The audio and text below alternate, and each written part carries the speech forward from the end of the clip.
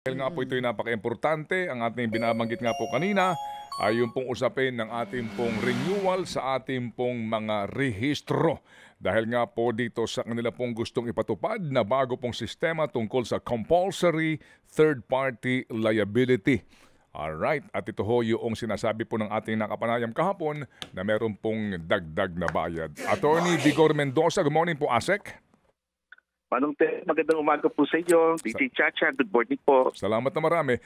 Attorney, ano po ang nag-udyok sa inyo para bawiin nyo ang inyo pong unang memorandum sa lahat ng mga direktor ng LTO ng June 2 para po sa pagpapatupad nitong bagong patakaran sa pagkuha po nitong mga validation ng certificate para po sa compulsory third-party liability po ng mga pinaparehistrong auto?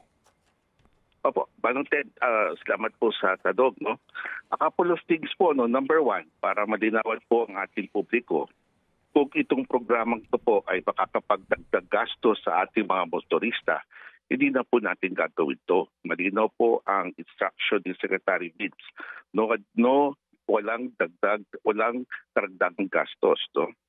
Pangalawa, kung babalik tayo sa manual operations, hindi online to, huwag na rin natin gawin, no? Sayang ang panahon natin kung back to manual po tayo.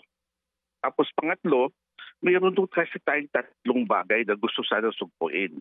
Kung itong tatlong bagay na to ay hindi ma-address, wala akong saysay itong programang to, huwag na rin natin gawin. No?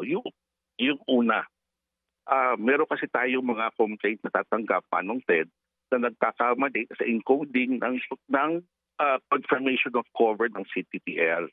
Dahil nagkakamali sa encoding, hindi tumutuloy sa rehistro.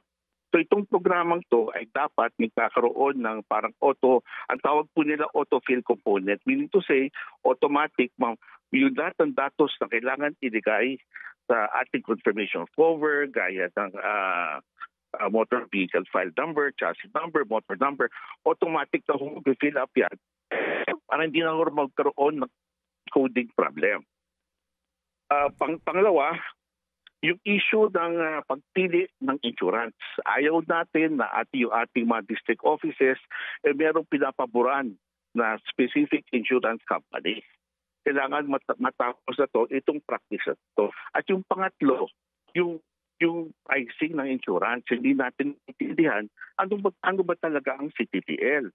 Kasi sa ibang lugar, ang motosiklo, ang charge sa motosiklo, 750, 500, 600. Ang ko 250 lang yan sa insurance commission. Pagdating sa SUV, 610 lang dapat, umaabot hanggang 1,275 ang charge. Ngayon, nakita ho natin, isa sa rason bakit umakyat yung ang charge sa motorista, meron akong charge na authentication fee ang mga insurance company. So gusto natin malinawan, ano itong authentication fee na to? Tapos meron pang isang charge na mga laki rin, mga 200 plus, no? Gusto rin natin malaman, ano yung 200 plus na yun? Para maintindihan ng motorista, ano ang binibili nila? Yun po ang tatlong yun. Kaya natin din ito kasi nung unang araw, meron tayong nababalitaan ng mga problema na hindi tugma sa ating pakay. At yung narinig ko kay Mr. Navidad na pass on to the motorist, hindi po pwede yun. Kung ipapass on lang ito, huwag na lang natin gawin. So yun po ang rason, Manong Ted, kung kaya natin sininto no Lunes. Okay. Sabi ho ninyo, sabi ni Secretary Vince, kung may karagdagang gastos yan, huwag nang ituloy. Kailan po ninyo nakakausap po si Secretary Vince sa isyong ito? Nung Lunes po. Lunes? Nung pinaito po natin, maliwanag, yun po ang instructions, no? Hindi pwede may dagdag gastos. At yun po, even before that time, Manong Ted, no? Yun ang linawan natin sa DCI. Okay. The pricing that they will charge, at saka hindi 140 po, the pricing they will charge, kailangan dumaan sa public consultation, no? Kailangan katanggap-tanggap ng mga tao magbabayad, at kailangan huwag ipapasa sa motorista. Okay. Kung hindi tayo nakakasigurado sa tatlong bagay na yan, kaya natin hininto. Okay. Attorney, ganito po sinasabi nyo, bago kayo mag-charge DBP Data Center Incorporated, dapat meron munang public consultation, sabi ho ninyo. Pero Opo. actually, ASEC, malinaw dito sa memorandum mo June 2, na dito gusto mo nang ipatupad itong gustong mangyari ng DBP Data Center Incorporated. Nga lamang, ang daming reklamong tinanggap ng mga LT original offices na kayo'y napilitang ihinto kasi nga gumulo ang sistema at nagkaroon ng aberya. So kung totoo po na ang gusto nyo mangyari, magkaroon muna ho ng public consultation, in the first place, ba't ka mag-i-issue ng memorandum dated June 2, gayong lumalabas ngayon na wala pa itong public consultation? Nagkaroon ng 3 public consultation po yan. Dalawa sa NCR, isa sa Cagayan de Oro. Pero I admit, Ted, kulang pa. And that's one of the reasons na kailangan natin, na napahinto natin. At yung sinasabing, kasi yun ang konsiderasyon natin sa DCI, kailangan mag-public consultation sila dun sa kung magkano man ita-charge sila, dapat i-consulta nila yan. And I found out kulang rin yung konsultasyon nila. So in that case, Ted, may pagkakapali kami na kulang pa yung konsultasyon po namin. Opo. Well, at least inyo pong inaamin na kulang pa po ang inyong konsultasyon, and then yung nag-memo, tapos binawi yung memo. Pero may attachment ng memo ninyo, di ba? ASEC? Opo. Ang attachment nito, itong LTO DCI process flow. Itong DCI, ito nga yung DBP Data Center Incorporated. Dito sa attachment, sa step 4, if data matches and is confirmed, a certificate of verification is created and can be printed. At this stage, service is complete and appropriate charges, 60 /80 pesos will be applied. Ano ho ibig sabihin nito?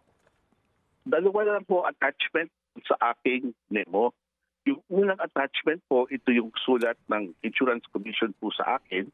At pangalawa po, yung memo na nakuha ko po sa DOTR.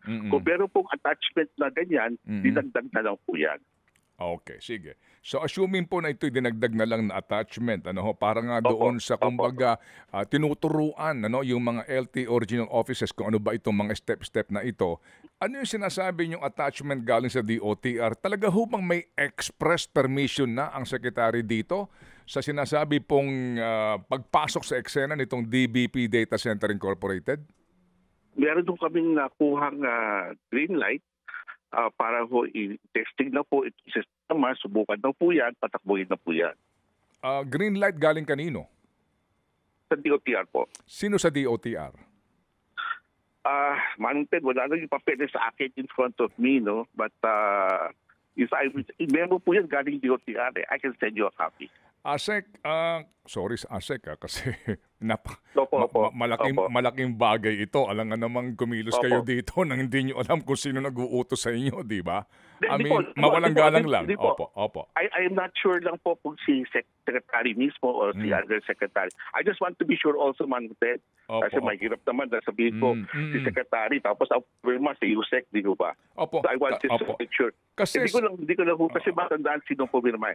Opo, kasi po so far, ASEC, ang hawak ko lang dokumento dito na may kaugnayan dito at dumaan sa tanggapan ni Yusek Ramon G. Reyes ay mga sulat nito pong Presidente and CEO ng DBP Data Center na sinasabi humihingi ng pahintulot una ng access sa LTMS. Pangalawa, yung sinasabing we were granted approval to proceed with the proof of concept presentation. So far, ito lang yung mga sulat nito formal. Meron pa bang sulat na sinasabi na go ahead at simulan na po itong pagdaan sa DBP Data Center Incorporated ng lahat ng mga pagpaparehistro? Hindi ho. Dapat ho talaga itong proof of concept, At siguro ang dapat namin ginawa, Ted, and again, this is learning hindsight po ito, Dapat yung technical working group, ginawa muna siguro, we chose one area instead of a nationwide scale up. Para kung may problema, na-isolate sa isang lugar.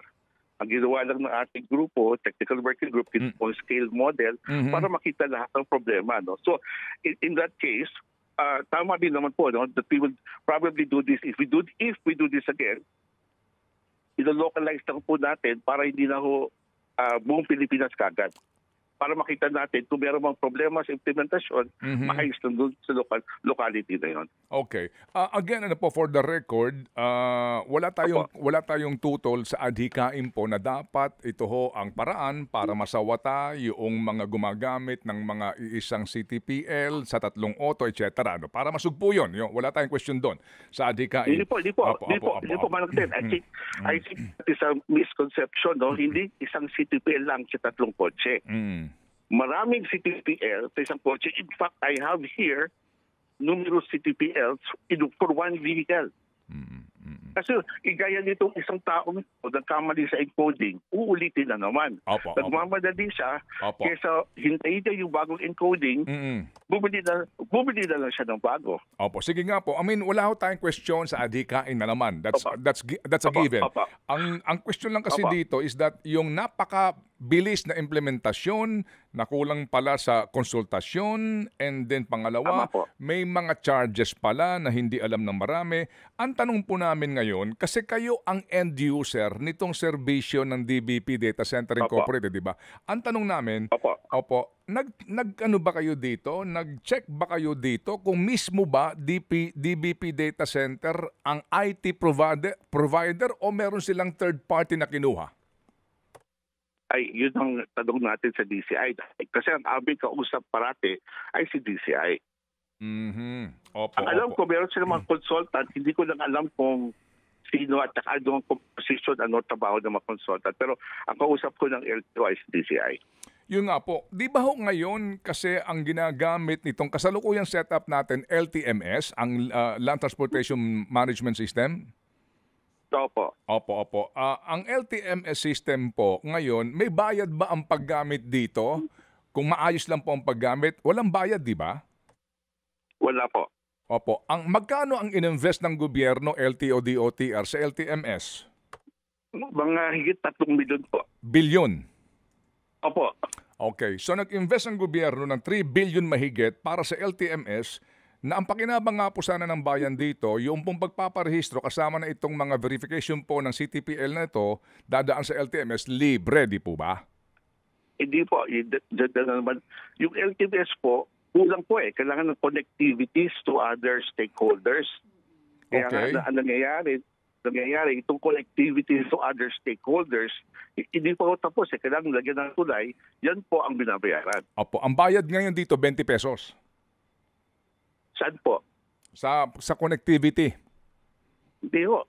That's not true again, no? Ang meron dito, I have a receipt, 110, no? That the charge for insurance company ng 50, 50 pesos and 40 centavos. Ang tawag ko nila, authentication fee. Okay, 50 pesos and centavos. Opo, okay. Ngayon, itong authentication... Opo, go ahead. Opo. Sorry po, Manong Ted. Go ahead. Opo. LTMS, but practically po, yung paggamit ng LTMS, libre, di ba? Opo, yung 50 pesos and 40 centavos, hindi ko pumupunta sa LTO po yan. Opo. Pero yung nga po, yung paggamit ng LTMS system, libre po ito. Ngayon, yung connectivity na binabanggit po ninyo, kasi nga, mahaba itong kwentuhan, babalik na naman tayo sa problema nyo dito po sa isa pang provider nito. Anyway, sige. So, bottom line ngayon, hindi nyo alam kung ito pong DBP Data Center Incorporated na ito ay may third party pala. Hindi sila mismo yung IT provider. Kumbaga, nangangahulugan na hindi talaga ito ililibre ng DBP Data Center na serbisyo. Opo. Tanggap po yan, hindi naman nila dinilibre. Pero sabi ko nga sa kanila, malinaw po yan, kasulatan po yan, it is subject to public consultation. Okay. Kasi sila lang naman ho makakapagpaliwanag kung masihan ng kanilang charges. No? Kasi itong authentication fee, Manong Ted, ito po yung minimum, no, na 50 pesos na charge ngayon. No? Na hindi ko alam saan pupunta. Ang malaki dito, 80 pesos. It's up to 80 pesos. 50 to 80 pesos po yan. Receipted naman po yan. May resibo po yan. Oo nga po. Kasi po, ang tanong nga dito, kapag kukolekta na, sabihin na po natin na tama yung informasyon ninyo na 80 pesos, no, ang babayaran nito pong itong 80 pesos na ito, ang sinasabi po noong mga nasa industriya ng pasiguruhan, ang sinasabi nga nila, ito ay babayaran din ng motorista. Ang tanong dito, Opo, papaano opo. ang remittance nito? Saan i-remit ito? Sinong kumpanya ang makikinabang Alam mo, doon? Oh. Ma'am Ted, hindi ko nga alam saan nare-remit to eh. Sa ngayon, this is actual, this is to date. Hindi ko alam kung saan nila rini-remit tong 50 to 80 pesos. Kung sa insurance commission ba, o sa, definitely not, hindi ko sa LTO, o baka, hindi ko alam. Okay. Dito po sa DCI nakakontrata ninyo, meron ba itong kontrata na talaga? Meron ba itong black and white contract na? Meron doon kaming black and white contract, pero merong subject ko nga to certain, meron tayong amendments doon na pina-finalize pa, and then yung subject to public consultation. Yung nga talagang nakapagtataka eh, subject to public consultation, may mga provision, pero pinatupad na kaagad, no? Yun nga, Opo. I think that's where I come in, no? Talagang may pagkulang sa, kaya nga, starting tomorrow, pinatawag ko po yung technical working group ko, no? Na dapat ipadiinan pa natin yung public consultation if we have to go every region para lang malinawan itong programang to at bakit natin ginagawa. Mas lalo na yung gastusin na hindi dapat ito ipasa sa motorista. Okay. Gagawin natin yan. Bago natin ipatupad ulit, Manong Ted, we will make sure that tansyado po to. Opo, sige. Bilang kakontrata nitong DBP Data Center, opo, na binigyan nyo na ng access sa LTMS, right? Access po sila. Yes, Manong opo, Ted. binigyan nyo na. Okay, ngayon, hindi kayo makasagot ng diretsa kung alam ba ninyo o yung kanilang, kung sila man talaga ang data, dito, sila ba talaga ang IT provider o meron silang third party kinuha? So kasi, ang pinag-uusapan Hindi natin kasi dito, ako- kasi po, ang pinag-uusapan Yes, sir. natin, data privacy. No, Opo. ano ang kasiguraduhan na yung hawak na datos, data privacy po natin sa mga may Opo. rehistro sa LTO na hawak ng third party kung meron man, ay nakakasiguro tayo. Kaya dapat siguro bilang kakontrata at end user, dapat alam nyo kung meron pa silang kinuhang ibang kumpanya na para mga siwa nitong IT dito po sa kanilang bagong sistemang ito. Opo, bound po yan, no? All third parties na may kontrata po sa DCI in relation to this project is bound by the data privacy provisions of our original contract. So dapat si DCI naman ko ipapatupad itong privacy provisions doon sa kung sino man consultant o sino man ang ginagamit nila para ipatupad po itong programang to. So this is no different. This is no different than our yung ating mga kontrata with MMDA and other government agencies. So, yung mga ginagamit nila mga consultant or providers are subject to the same data privacy provisions in our contracts with them. Yes sir, yes sir. Kasi nga po, hindi ito basta-basta po na kontrata dahil pinayagan ninyo ang isang kumpanya na pasukin po yung LTMS kung saan nandun ang lahat ng database ng mga may rehistro sa auto. Opo, that's why. Okay. Sabi ko nga, very strict ko kami dyan. Tama kayo, Manong Ted, no? And thank you for highlighting that, no? Pagdidinan din namin yan sa aming pag-aaral ulit. When we review the technical working group, we will make sure that all the controls and safety nets na hindi lumabas ang datos and the data privacy provisions are respected fully. Okay, sige po. So, more or less, kailan kaya kayo dito mag-a-anunsyo po ng inyong public hearing o development po kung itutuloy ba talaga ninyo ito o hindi o meron na po itong instruction na i-drop ninyo ito? Alam niyo, Manong Ted, no, kung ako lang, kung I'd like to talk to the bukas na bukas kasi narinig ko interview niyo kay Mr. Davidad. We would like to invite Mr. Davidad and all other persons that in the same situation. No? I-meet ko lang po yung aking technical working group tomorrow para lahat po yung ating pinag-uusapan, pati data privacy, pa-highlight po natin yan. No? And pag-usap-usap, there are so many things we need to solve dito po sa CTPL. Kasi alam niyo naman, Manong Ted, nagiging for compliance na lang eh. Bumibili ang tao para na makapag-registro. Tapos hindi pa kung ano lang i-charge ng mga ahente, binabayaran naman ng motorista. I think it's about time we review this all together na yung CTPL maging benepisyo talaga para sa ating mga motorista. At tama lang yung charge presyo. And we'd like to sit down Kaya after the technical working group meeting tomorrow, Manong Ted, no, we'll i-advise ko po kayo, no, we will Opo. immediately invite Mr. Davidan and all other stakeholders sa ating insurance providers sa CTPL. Opo, kasi po, again, sa amin po kasi nga dito, ang atin lang, unang-una, transparency. Opo, dito po sa kontratang ito, pangalawa po, Opo. na talaga yung adhikain ay matutupad. At the end of the day, Opo. yung benepisyo, yung mas makapagbibigay ng benepisyo sa mga mamamayan, doon po tayo sumasandal. Yun po lang naman po ang ating pong punto ho dito. Opo. Manong Ted, maraming salamat. I agree with you totally, Manong Ted. No? I agree Opo. with you. Opo. At siguro kung meron man kaming pagkukulang sa simula, we will correct it immediately para hindi na maulit ulit. Opo. May tanong lang pong pahabol si Chacha sa ibang mga bagay. Go, Yes Cha. po. Attorney Maraming Vigor, thank you po. tungkol po dito. Hi, DJ Chacha. Good morning po. Thank you for being on the show. Puntahan lang po natin, ito pong inisyuhan nyo ng show cause orders. 205 driving schools po ito. Dahil sa mga violations daw po nila sa licensing process. Ano pong violations exactly nitong mahigit 200 na driving schools na ito? Nako, isa-say po, DJ Chacha, one is non-appearance.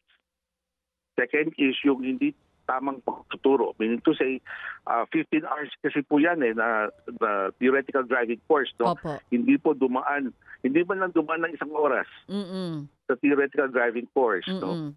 Tapos those are the two major issues na naayos po natin. Oo. Kaya sila nabigyan ng show cause. Hindi lang pa yan, DJ, no, Chacha, on top of the driving schools, we also issued 160 show cause orders to medical clinics. Yes, oo, nabalitaan ko nga rin po yun. Dito muna tayo, dito po muna tayo, Attorney Asek, dito po sa driving schools, mamaya puntahan po natin yung clinics. Ano pong plano ninyo dito sa mga driving schools na to? Tsaka paano nyo po nalaman etong mga ginagawa nila ng mga violation? Ang nagsumbong pa po mismo, mga estudyante, o meron po kayong mga talagang ngayon, sinusuyod isa-isa yung mga driving school kung tama yung ginagawa nilang proseso? Una, meron pa rin tayong digital audit. No? May digital trail po yan. Yung mga ina-upload din ng certificate. Oo, sa LTMS. So, namomonitor ho natin yan. Meron pong cap yan depending on their size of their classrooms. No? Pag sumobra sila dun sa cap, red flag po natin yan. Tapos meron daw tayong mga mystery customers. Nationwide po yan na umiikot sa mga driving schools na yan. So we have the testimonies of the actual people who transacted with them. Oo. Ito pong sinasabi natin na pag-tamper sa LTMS system para makapag-upload po sila ng mas maraming certificate na kaysa dun sa limit lang talaga nila kung kailan. Sino po bang at fault doon? Meron din po ba yung LTM system that we are using? Kasi wala po bang safeguards or hindi po ba yun na-flag na sobra na yung ina-upload nito mga driving schools na ito? Hindi na detect? In kahoot sila, DJ Chacha, to some LTO employees. Ayun, oo. Yeah, kasama sa ating, we have 88 knowledge to explain. 88 district officers na pinapa-explain natin paano nangyari ito sa area nyo. Medyo alam na ho namin, hindi lang sa district, pati dito sa central office, nagdilinis po kami. No? So meron, through our intel, we were able to, matagal na po, since last year na po yan, no?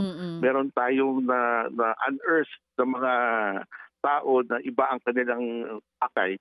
So iba dyan, nasampahan na ng kaso no? sa criminal liabilities. Yung iba, under investigation ngayon, pero tinanggal na ho natin sila sa MID natin. Okay. So, dito sa investigasyon yung ito, merong mga mapapanagot. Ito bang mga driving school sa ngayon? Ay, opo. Suspended na po muna ba sila? Kumbaga, 90 kapag days po. 90-day suspension. And Pending, then, ito po preventive suspension, pending investigation. Oo. Ito po mga opisyales ng LTO na sinasabi ninyong 88 district officers, suspended din po sila sa ngayon.